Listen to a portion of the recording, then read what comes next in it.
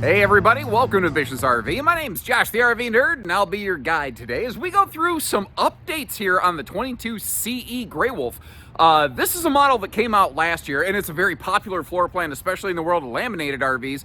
And this was one of the first more budget-focused versions of this floor plan I'd seen, but last year, something fell off. It didn't feel quite right, and they made some tweaks on it this year specifically to the kitchen that I think it really needed and really benefits from. But if you're not familiar with this is one of my personal favorite couples camping floor plans out there. I think that it provides an amazing amount of benefit here, where it's something that fits nicely within the realm of half-ton towability typically, but it gives us a dedicated bed and a sofa and a dinette, where in this size, a lot of times you have to choose between a sofa and a dinette, or you have to go with a Murphy bed, and now you don't have to do that. This thing also has excellent travel access, and they've moved away from using Schwintek slides on a lot of these, which I know spooked a lot of people. This is a Norco, this is the Xact slide system, not Accu slides, for those who are curious. Now, they've maintained their 100-watt solar battery tender package here, which is not a, I just literally choked on thin air. I obviously don't edit my videos much. It's not the be-all, end-all of solar, but it's good for just keeping the batteries topped off when everything's in storage. They've lightened and brightened up the decor from last year, which I think a lot of people are going to be excited to see. But again, really, the major changes on this one took place either in the decor or in the kitchen, where last year they had a little 2-burner cooktop, and that was basically it. Like, it really felt very weak and very lacking back there. They bumped up the stovetop a little bit. They gave it an electric convection oven. They maximized some overhead cabinet space, and this has a huge pantry in the slide next to the refrigerator, not to mention the big Fajita Friday fume-fighting fart fan in the bathroom. By the way, if you prefer fiberglass instead of the tin skin, that's also available in what they call their Black Label edition. We're going to hit the good with the bad, tell you what's awesome, tell you what's not, and I'd love to hear from you. Where do you think they nailed it? Where do you think they failed it as we go through the video today? So if you walk in the door, crane your head left, which is what I've learned almost everybody does when they walk into an RV like this, this is kind of what you're going to see right here. I'm going to tell you right away, there's good qualities on this camper, and there's some things I don't think you're going to like. I've yet to find the one RV that's perfect all the way around necessarily, but you know, they have improved, and I really like that about this company, the fact that they didn't just sit on their hands after last year, because the model they had was okay. You know, every model has its ups and downs, and the one that they had wasn't bad, but they went to work and they made it better. But it probably isn't perfect for everybody. So let's start diving through what we got here. One thing on this one, it doesn't really have storage under the booth benches, and there's no swaptional seating over here. Because you see over on the left, that's where your converter panel is located, along with your battery disconnect, and your voltage monitor is all right there. The other side, that's where your furnace is located, so those aren't going to get moved around. I was initially going to kind of clock them for not having some power outlets under the dinette table, and then I realized that's because they have plenty of outlets above the dinette table. Now, most manufacturers will mount a TV, or put a TV mount, rather, directly above that dinette table, which puts it across from the sofa. I get it. But I think that, you know, because most of the manufacturers of this floor plan are a higher budget laminated trailer, it makes sense that they go about things a little bit differently versus something like this. You know, this is a camper that if you want some campsite window coverage straight across from a sofa, you got it. But a lot of people buying stick and tin campers, they're not doing it to sit inside and watch TV all day. If that applies to you, this may be a good camper for you. If you want a really good TV setup, this is probably not the right camper for you. Because as you see, unless you decide to add a swing arm TV mount, that is not an ideal TV location. That's not for everybody. I get it. You know, that's okay. Up top, though, they do run a standard 15,000 BTU air conditioner. I think Grey Wolf was actually the first stick and tin camper to do that. A lot of manufacturers, where the TV hookups are located, that's where they're going to put a pantry. So when you look at this RV at a glance, you're like, uh-oh, well, I just lost a bunch of pantry space. You didn't. Actually, this has one of the biggest pantries of anybody I've ever seen make a version of this floor plan, but they're doing it over here in the slide. But again, everything is a push and a pull. You're going to hear me say that a bunch in this video. That means that this version of this RV has probably the most limited counter space out of any of them that I've seen. Because as you're seeing, you don't have a whole lot of countertop prep space. But this is an area that I think overall was an improvement versus last year. Last year they had a 2-burner cooktop over here, and that was it. and it felt very, very lacking. It didn't have like a lot of other stuff going for it. Now we've got an electric convection oven down here that can, you know, do some baking in a hurry. You're going to need part power to do it. Obviously, you can cook a can of Campbell's soup in that thing. And that allowed them to maximize their overhead cabinet space by moving the microwave out of that area. Now, I'm kind of curious, what's everyone's opinion on the little wire mesh kind of door inserts? Some comments that some other viewers have left said, I like them. It makes the RV look and feel more open. Some people have said, I don't want people to be able to see what's in my cabinets. Some people have said they're going to be really hard to clean. That all makes sense to me. I'm curious, is there anything else we maybe haven't considered on them yet? I'm always open to kind of extra insights and input. Now, if you look over here, this is not exactly a floor flush slide, and you see that little carpeted bump? That is the reason this is not a full floor flush slide. Because of this RV's lighter weight class and category, it rides on a smaller chassis. And what this all means in English and how this is affecting you is that the wheel wells actually stick up above the floor a little bit. Now, this is a very classic kind of Cherokee and Forest River thing where they have this sort of storage box shelf behind the sofa. What I'm a little confused about is it feels like it's wasted boxy space. It's like its job is to shove the sofa forward so that it feels a little bit more organic, but that's potentially wasted storage space back there. I don't think there's anything in that cavity but dead air. Now, if you're looking at the sofa, it looks asymmetrical. On the left, it's just plain, and on the right, what I've done here is there are some people who don't like the armrests over here. Well, the thing is, you can put them behind the cushion like I've done to make a headrest. Now, this is not a theater seat, nor is it possible for in this camper to become a theater seat just because they just don't offer that. You know, there may be some crafty DIY things somebody could come up with, but that's just not what this one's gonna do.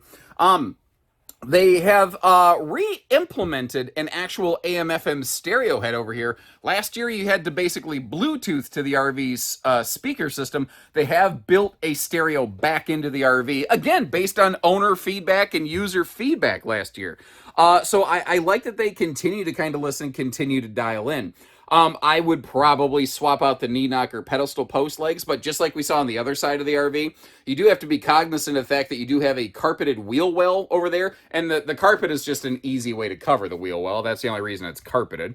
But, you know, you got to be careful where your table legs fall. Now, one of the really unsung benefits of this floor plan is the campside window coverage. They give us some very good viewing coverage over there. The entry door is prepped for a privacy shade, but doesn't actually include one, so kind of keep that in mind. Other than the wheel wells, though, we are carpetless, we're ventless flooring, so in that respect, we're pretty easy cleaning. We're generally going to be pretty pet friendly. And this is something that some folks may not like. And again, I hope you appreciate that I'm focusing on good and bad in these videos. This is a short queen. So it's a 60 by 74 camp queen, not an 80-inch true queen. I cannot remember if this one is true queen capable when the slide closes. So I will make sure I get the slide closed for road mode to kind of check that out for you.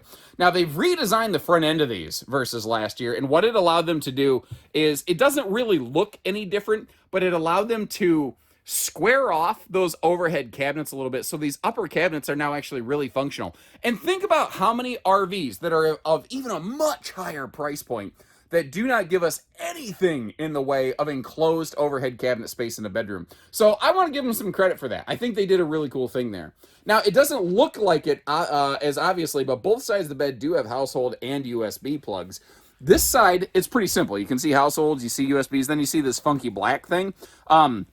That is a charger mount for a, I think it's called driven Bluetooth speaker that is not actually included with the RV, but that is something that could be plugged in and applied right there. Over here, though, this is a single point inverter with some USB plugs on it. So you can basically flick the switch and you can have household power coming off of your batteries to power that one outlet. Now, it's only one outlet. It's not super big and super powerful. It's going to be just enough to, like, run some standing fans or something like that, but it's better than absolutely nothing for some folks. This is not intended to be some major serious boondock camper. That's just kind of, what we're looking at here. Now, I mentioned that overhead cabinet storage, cracking that open for you, giving you a look around there. You can see how that's, again, it's enclosed, it's functional, and you've got the fully enclosed side wardrobe closets. Now, the bed does lift. There is storage below it. It's not strutted, though, so it does take a little bit more work to do that. I'm going to give them credit, though. They actually included a privacy curtain on this, and there are a lot of manufacturers that are not including privacy curtains on these. Again, there's no seating swaptions on this, so we have a jackknife fold-down sofa, we have a fold-down dinette, both of which are going to be suitable for maybe smaller kids-sized guests or something like that. This is not going to be super friendly to adult-sized guests. It is primarily designed as a, like, almost exclusively couples camper that just maybe kind of sort of happens to have a little bit of guest capacity, but that's not really what the goal of this one is right here. One thing I want to point out is I think the sink or the kitchen overall is improved. It's not going to be for everybody, certainly, but below the sink, this model actually has trash can space. This version and the Ember 22 MLQ are the only two I could remember offhand that actually give us good trash can storage space under the sink over there. It's a very rare feature that a lot of manufacturers just don't seem to give us, but it's a really, really handy feature. I've actually seen some folks say, I have to leave my trash can in my shower when I'm not showering because it's the only place that I have for it in the RV. Well, I don't think anybody agrees that's ideal, but I think sometimes when you're camping, man, you got to do what you got to do. And even though it's not a big, deep slide, it does have a nice, big, open feel because we've got those, breeze across windows. We've got a very social seating arrangement. It's just not going to be an awesome TV entertainment camper. I do want to mention, it seems like a lot of brands are doing this. Frankly, I don't know that I'm unhappy about it. I've really come to prefer just simple simplicity. I'm stupid. But simplicity in terms of systems. They've gone back to just switches. They've gone away from like the Bluetooth command system. And someone's immediately going to say, see, they're getting cheaper. I mean, okay, I can understand why you feel that way. I like switches because it's really hard for them to go bad, and when they do, it's really easy to swap them out and fix them. I also want to mention, when I was opening all the storage, I feel like the refrigerator door opens the wrong way. Now, I feel like they did that so that it could open without hitting the little divider fin that sticks off the fascia right here. But if you feel that way, you could, these refrigerator doors can be flipped. Now, this is not one of those that can open either way by default, but like we could hinge it on the other side. The fridges are designed to do that for you. That being said, it's probably not going to stop me from camping or anything like that. So, everyone's a little different. Do we have... Oh, okay, bottom left corner. I'm like, do we have power outlets over here? Because that back corner, I don't know. Because we have very limited counter space, I'm thinking, where's somebody going to put a coffee maker or something like that? Now, if we look over here in the shower pan, I want you to understand that that dead fly comes at no additional charge, ladies and gentlemen. It has obviously gotten cold, and that's one of the best parts about when it gets cold. Flies and mosquitoes, they're done, son. Now, if we look up top here, one of the nice things that you're going to see is these come right from the factory with the bigger vent fan. And I do want to mention this is a 6.5 foot interior height, so it's not going to be super tall person friendly. If you're bigger like me, without question, your head is absolutely in the shower of that sucker. One other thing here is that the toilet space, she's a little bit tight. If you take a look and if you take a listen...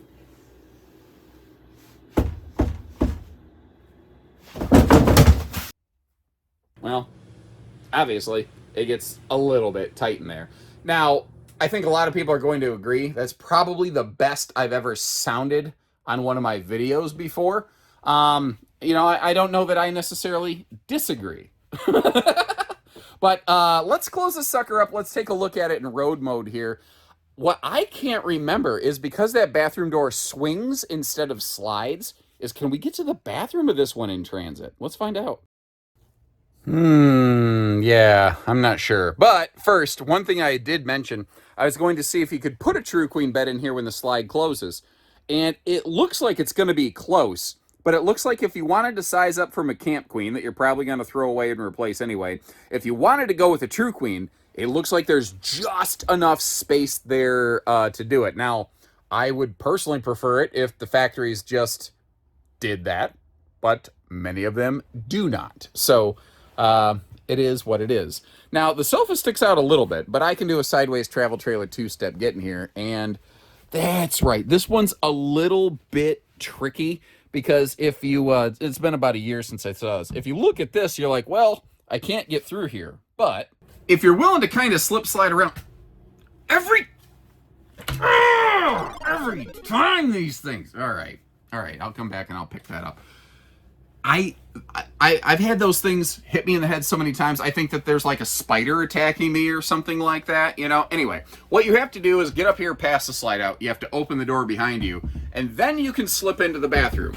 It's not awesome. It's not how I would necessarily like it to be, but the fact is you can do it. And I have also absolutely scared myself by seeing my own reflection come at me in one of these videos before. So keep in mind, when you open the door, there's gonna be a person there to greet you.